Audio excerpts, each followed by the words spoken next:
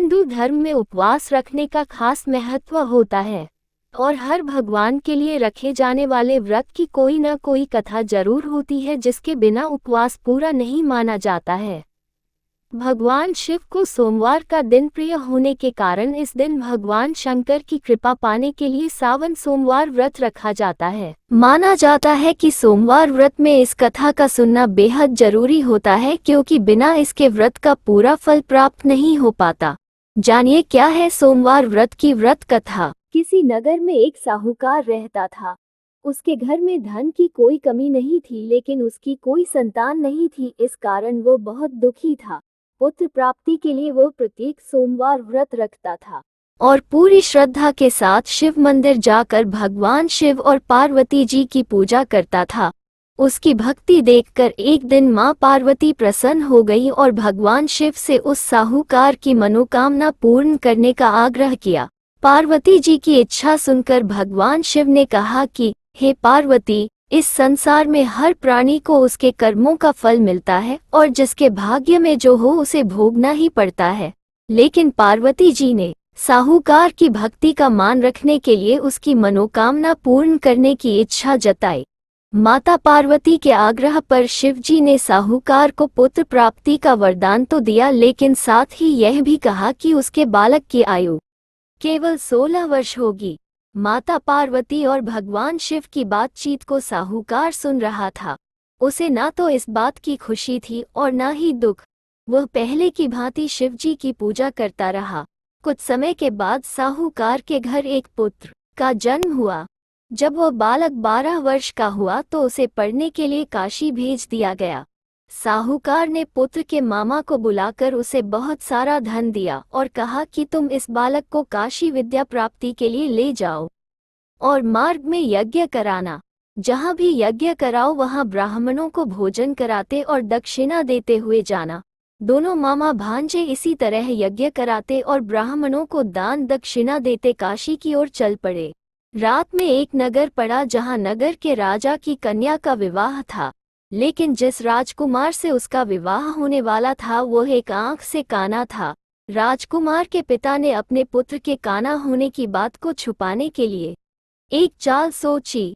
साहूकार के पुत्र को देखकर उसके मन में एक विचार आया। उसने सोचा क्यों न इस लड़के को दूल्हा बनाकर राजकुमारी से विवाह करा दूं। विवाह के बाद इसको धन देकर विदा कर दूंगा और राजकुमारी को अपने नगर ले जाऊंगा। लड़के को दूल्हे के वस्त्र पहनाकर राजकुमारी से विवाह कर दिया गया। लेकिन साहूकार का पुत्र ईमानदार था।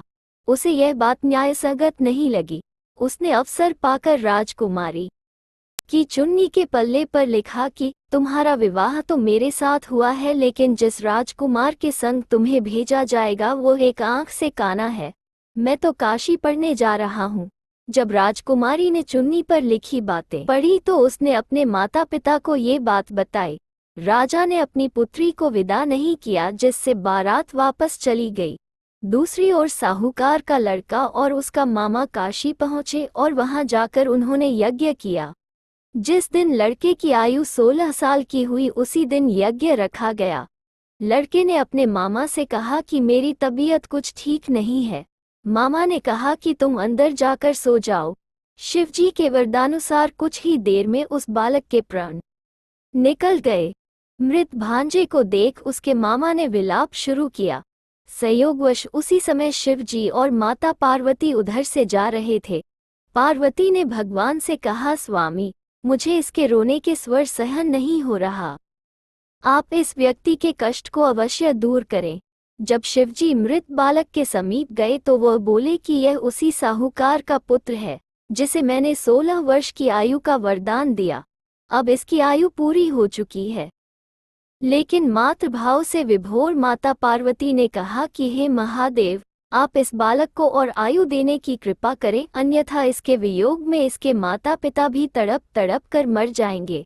माता पार्वती के आग्रह पर भगवान शिव ने उस लड़के को जीवित होने का वरदान दिया। शिवजी की कृपा से वो लड़का जीवित हो गया। शिक्षा समाप्त करके लड़का मामा के साथ अपने नगर की ओर चल दिया। दोनों चलते हुए उसी नगर में पहुंचे। जहाँ उसका विवाह हुआ था, उस नगर में भी उन्होंने यज्ञ का आयोजन किया। उस लड़के के ससुर ने उसे पहचान लिया और महल में ले जाकर उसकी खातिरदारी की और अपनी पुत्री को विदा किया। इधर साहूकार और उसकी पत्नी भूखे प्यासे रहकर बेटे की प्रतीक्षा कर रहे थे। उन्होंने प्रण कर रखा था कि यदि उन्हें अपने बेटे की मृत्यु का समाचार मिला तो वह भी प्राण त्याग देंगे, परंतु अपने बेटे के जीवित होने का समाचार पाकर वह बेहद प्रसन्न हुए। उसी रात भगवान शिव ने व्यापारी के स्वप्न में आकर कहा, हे श्रेष्ठी, मैंने तेरे सोमवार के व्रत करने और व्रत कथा सुनने से प्रसन्न होकर तेरे पुत्र को लंबी आयु प्रदान की है। इसी प्रकार जो कोई सोमवार व्रत करता है या कथा सुनता और पढ़ता है, उसके सभी दुख दूर होते हैं और समस्त मनोकामनाएं पूर्ण होती हैं। जय हो भगवान शंकर की, जय हो माता पार्वती की।